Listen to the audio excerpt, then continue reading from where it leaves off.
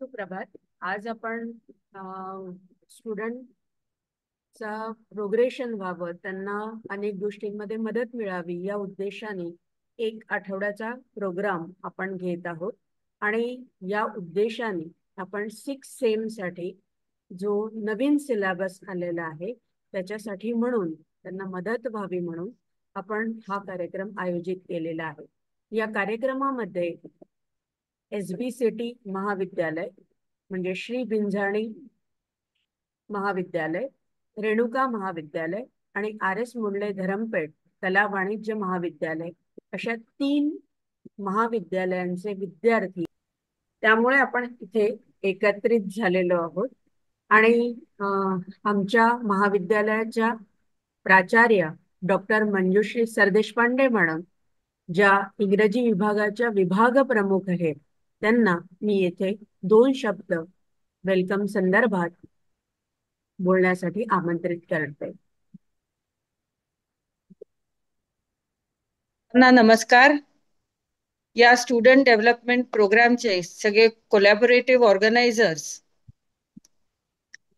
SBCT महाविद्यालय, रेणुका महाविद्यालय आणि आमचं कॉलेज RS मुंडले कला वाणिज्य महाविद्यालय, या तिन्ही कॉलेजेसनी मिळून हा जो उपक्रम ठरवलेला आहे हा अतिशय इनोव्हेटिव्ह आणि अतिशय चांगला. आणि मला असं वाटतं फिलॉसॉफी डिपार्टमेंटचं हे वैशिष्ट्य आहे. आणि आपल्याला स्टुडंट एक्सचेंज आणि टीचर एक्सचेंज हे तर आपल्याला नॅकच्या दृष्टीने फार महत्वाचं आहे.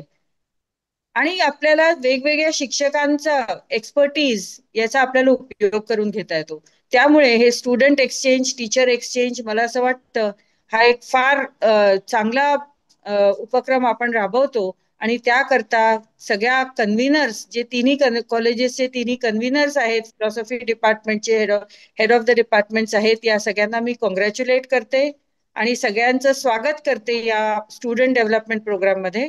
आज मला असं वाटतं इंट्रोडक्शन टू वेस्टर्न फिलॉसॉफी हा तुमचा विषय आहे. आणि बेसिकली विद्यार्थी मित्रांनो, तुम्ही रिबॉकचे शूज घालत असताना किंवा ऍटलीस्ट ऍडव्हर्टाइजमेंट पाहत असताना तुम्ही ऐकलं असेल, I I am what I am, आहे ना? I am what I am. हे I am what I am काय असतं? तर हे जे असतात हे पुष्कळ वेगवेगळ्या गोष्टींवरून इन्फ्लुएन्स्ड असतात. तुम्ही आता वेस्टर्न फिलॉसॉफीमध्ये डेकार्ट बद्दल ऐकाल.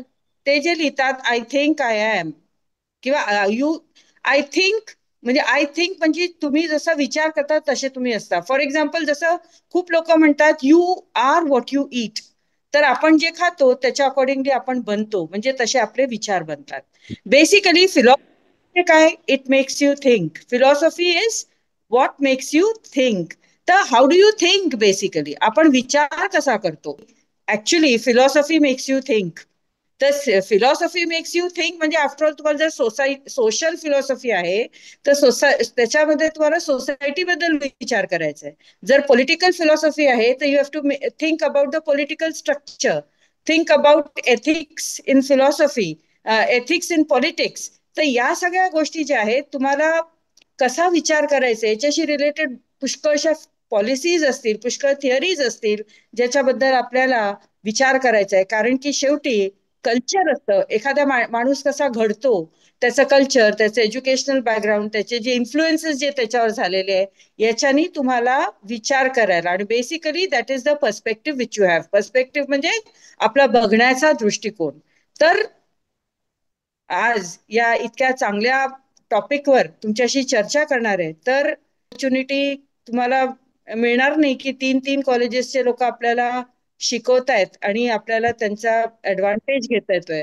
तर मला असं वाटतं वेळ वाया न घालवता तुम्ही तुमच्या या टॉपिककडे वळावं आणि start thinking from today. Thank you. Thank you madam. आपण आपला जो अमूल्य वेळ आम्हाला दिला त्याबद्दल आम्ही आपले आभारी आहोत. धन्यवाद. खरं तर इतकी सुंदर सोशल आणि पॉलिटिकल सोशल फिलॉसॉफीच्या संदर्भात